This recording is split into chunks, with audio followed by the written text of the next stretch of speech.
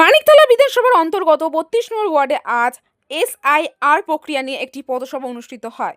পথসভার নেতৃত্ব দেন ৩২ নম্বর ওয়ার্ডের কাউন্সিলর শান্তিরঞ্জন কুণ্ডু। সভায় ওয়ার্ডের নাগরিক ও দলীয় কর্মীরা বিপুল সংখ্যায় উপস্থিত ছিলেন। পথসভায় মূলত নির্বাচন কমিশনের এসআইআর প্রক্রিয়া নিয়ে একাধিক গুরুতর অভিযোগ তোলা হয়। বক্তারা দাবি করেন, এসআইআর এর নামে যে কাজকর্ম চলছে তা অত্যন্ত অনিশ্চিত ও ত্রুটিপূর্ণ। বিশেষ করে বহু প্রবীণ নাগরিক যাদের বয়স ৭০ বছরের বেশি তাদের নাম ভোটার তালিকায় অন্তর্ভুক্ত হয়নি বলে অভিযোগ ওঠে। এছাড়াও সভায় অভিযোগ করা হয় জীবিত নাগরিকদের মৃত ঘোষণা করা হচ্ছে, এমনকি সদ্য দিব্যি ঘুরে বেড়াচ্ছেন এমন এক ব্যক্তিকেও এসআইআর প্রক্রিয়ায় মৃত হিসেবে চিহ্নিত করা হয়েছে বলে দাবি করা হয়।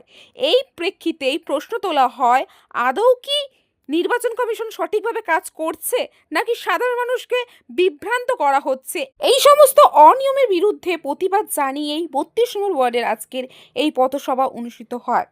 পথসভাটি সম্পূর্ণভাবে কাউন্সিলর শ্রী শান্তিরঞ্জন কুণ্ডুর নেতৃত্বেই পরিচালিত হয়। তবে সত্যি ধন্যবাদ, তার কারণ দল যখন রাস্তায় রাখতে বলে আমরা তখন রাস্তায়, দল রাস্তায় রাখতে বলেনি তারপরে আমরা রাস্তায়।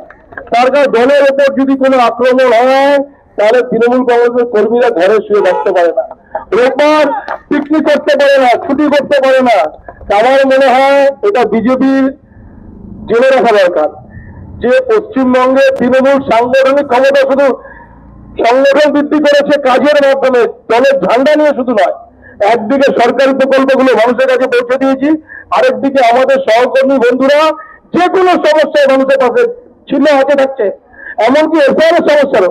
বন্ধুরা বললো গতকাল যেমন আমরা থাকতে পারিনি, গতকাল আমাদের একটা মিছিল ছিল, গতকাল এসআইআর ছিল আমাদের ওয়ার্ডে, সেখানে একাধিক বয়স্ক লোক এবং যারা অন্তঃসত্ত্বা মা এমন মহিলাদেরও কাউকে লাইনে দাঁড় করেছে অনেকক্ষণ, গিয়ে বেনু আমাদের সহকর্মীরা ভেতরে গিয়ে ঝগড়া করেছে। বললো আমাকে বললো বিহার স্ত্রী, আমার বললো কারুর নাম বললো কানুষা, সে গিয়ে প্রথমে প্রতিবাদ তৈরি করে বলেছে। দেখুন, আমাদের ভাবার কিছু নেই। বিজেপি ভেবেছে এসআইআর করে 20,000, 25,000, 10,000, 15,000 নাম বাদ গেছে মানে আমরা হেরে গেছি। তার কারণ কি, মূর্খ দল, জীবনে পড়াশোনাটা ঠিকঠাক হয়নি, ছোটো থেকে ব্যবসায়ী ঢুকে আছে। আসলে এটা তো বেলের দল, বিজেপি দলটা হচ্ছে ওই ব্যবসায়ী দল। বাবা মা পড়াশোনা না করে ছোটোবেলা থেকে মারবাড়িগুলোকে ঢুকিয়ে দেয় না ব্যবসায়ী, সেই দল। 20,000 ভোট কারণ যে মরে গেছে তার ভোট কেটে গেছে। আরে ভাই, একটা কলকাতায় 55%, 57% ভোট পড়ে, মানে 55%, 57%, মানে 60%। তো কত পার্সেন্ট মানুষ ভোট দেয় না? 40%-এর উপরে। তা 40% ভোট কেটেছে কি? গন্ড মূর্খ দল, এরা জানে না কেটেছে খুব 10%, 15%, 20%।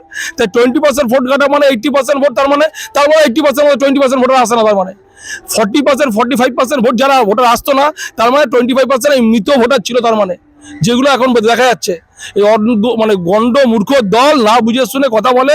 তার মানে কি হলো, পার্টটা ঠিক আছে, আমাদের স্কুটনি যে মরে গেছে, যে চলে গেছে, তার শিফটিং হয়ে গেছে, এগুলো আমরা বারবার বলেছি। আমরা 2011 পর থেকে একাধিকবার আমাদের কাছে প্রমাণ আছে, জমা দিয়েছি, কিন্তু করেনি। ভালো হয়েছে। হ্যাঁ, আমাদের কথা হচ্ছে যেই মানুষগুলো বেঁচে আছে, যারা জেনুইন ভোটার, তাদের সাথে নোংরামো কেন হচ্ছে? একটা 70 বছরের বুড়ি, তা মানে বয়স্ক ভদ্রমহিলা বা বয়স্ক ভদ্রলোক বা 80-90 বছর, তাকে প্রমাণ করতে হয়েছে সে কলকাতায় কোথায় জন্মেছে, জন্ম সার্টিফিকেট 70 বছর আগে জন্ম সার্টিফিকেট কোথায় পাবে? সবই তো মানে বাড়িতে জন্মেছে, যেটা আমাদের মুখ্যমন্ত্রী বলছে হোম ডেলিভারি, ঠিকই তো, সবই তো বাড়িতে জন্ম। 70 বছর কেন? 45-50 বছর আগে যারা জন্মেছে বাড়িতে জন্মেছে বেশিরভাগ। পশ্চিমবঙ্গে আগে জন্মের হার হসপিটালে কত ছিল না জেনে শুনে। এরকমও তো হয়েছে, অনেকে মানে এসআই করছে, অনেকের তো অলরেডি নাম আসেনি, অথচ এখানকার সে বাসিন্দা এবং অনেক পুরনো, সে এখানকারই বাসিন্দা, অথচ তার নাম ওঠেনি। এইগুলো তো আছে। উল্টো অভিষেক ব্যানার্জি কি দেখিয়ে দিয়েছে, কয়েকটা ভূতকে হাঁটিয়েছিল, র্যাম্পে ভূত কাটিয়েছিল, তো মানে জীবিত ভূত র্যাম্পে হাঁটতে পারে দেখিয়ে দিয়েছে। মানে ইলেকশন কমিশনার যদি এরা থেকে যায়, বিজেপি যদি দালাল থেকে যায়, তাহলে এরকম র্যাম্পে সারা পশ্চিমবঙ্গে, কেন সারা ভারতবর্ষে এরকম র্যাম্পে অনেক ভূত হাঁটবে।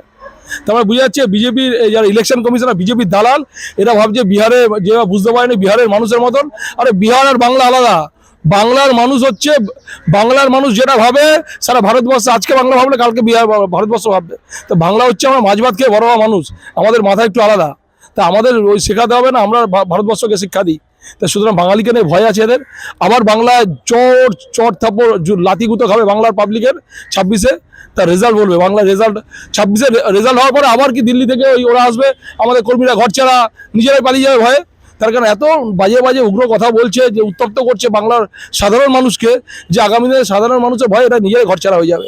কি বলবো, বাংলায় আবার তৃণমূল ফিরে আসবে। 26 আসছে মানে আবার তৃণমূল শুধু তাই, কারণ এমনি না, তৃণমূল এমনি আসবে না তো। আজকে মানুষের ঘরে ঘরে আপনি জানেন, যে কোনো মানুষকে জিজ্ঞেস করুন না, আজকে যে কোনো মানুষকে জিজ্ঞেস করলে 100-র মধ্যে 90টা মানুষ বলতে বাধ্য হবে যে তারা তৃণমূল থেকে কিছু না কিছু পেয়েছে, তৃণমূলের সরকার থেকে কিছু পেয়েছে, আর তৃণমূলের কর্মীরা তাদের পাশে দাঁড়িয়েছে। 21শে কোভিডের সময় ঘরে ঘরে কারা গেছে, মানুষের পাশে কারা দাঁড়িয়েছে। আমরা আমাদের ওয়ার্ডে মেঘা বলে মেরে চলে গেছি, মানে মেঘা ওদের একটা টিম তৈরি হয়েছিল। আজকে কোভিডের সারা ওয়ার্ডে বয়স্ক মানুষরা ঘর থেকে আমরা একটা হোয়াটসঅ্যাপ গ্রুপ তৈরি করেছিলাম। সেখানে মেডিসিন থেকে শুরু করে আমরা যত ওষুধের দোকান, যত ফলের দোকান, যত সবজির দোকান, যত মাছের দোকান, সবাই একটা গ্রুপ তৈরি করেছিলাম। যার যা দরকার সে গ্রুপে লিখলে তার বাড়িতে পৌঁছে দিলে সে পেমেন্টটা করে দেবে, ভ্যাকসিনেশন ফার্স্ট করে দেওয়া, এটা করেছিলাম আমরা। আরে মানুষ এমনি এমনি ভালোবাসে না কোনো মানুষকে কাজের মধ্যে ভালোবাসে। এর বস্তি ছিল, ঝুপড়ি ছিল, পুরো ঝুপড়ি ছিল, আজকে দেখুন প্যান্ডেল হয়ে আছে। এই ঝুপড়ি গেলো ফ্ল্যাট দেওয়া হয়েছে, ফ্ল্যাট বড় বড় ফ্ল্যাট, এই ফ্ল্যাটগুলো দিয়েছি আমরা, এই ঝুপড়ি ছিল এগুলো। তারপরে মানুষগুলো এখানে গেছে, মানুষগুলোকে তুলে বুলডোজার বাবার মতো না, ইউপি বুলডোজার বাবা কি ভেঙে দিয়ে ফেলে দিচ্ছে, আর আমরা ভেঙে দেখুন ফ্ল্যাট বানিয়ে দিচ্ছি গরিব মানুষকে বিনা পয়সা। ওয়ার্ডে দেখলাম অনেকেই তৈরি হয়েছে, সেগুলো আবার তুলে ধরা হয়েছিল নিউজ পেপার 24। হ্যাঁ এটাই দেখুন না, বস্তি ছিল মাঠ হয়ে গেছে, বস্তি ফ্ল্যাট হয়ে গেছে, আরামে আছে, তাদের ছেলে মেয়ে বিয়ে দিয়ে দিয়েছে, তাদের ফ্ল্যাটে অনেক বছর হয়ে গেল। এটাই তো আমাদের পরিবর্তন, এটাই তো কাজ, এটাই তৃণমূল কংগ্রেস, থ্যাংক ইউ। এটাই মমতা ব্যানার্জি। ক্যামেরায় জয়ের সাথে আমেরিনকে, নিউজ কলকাতা 24।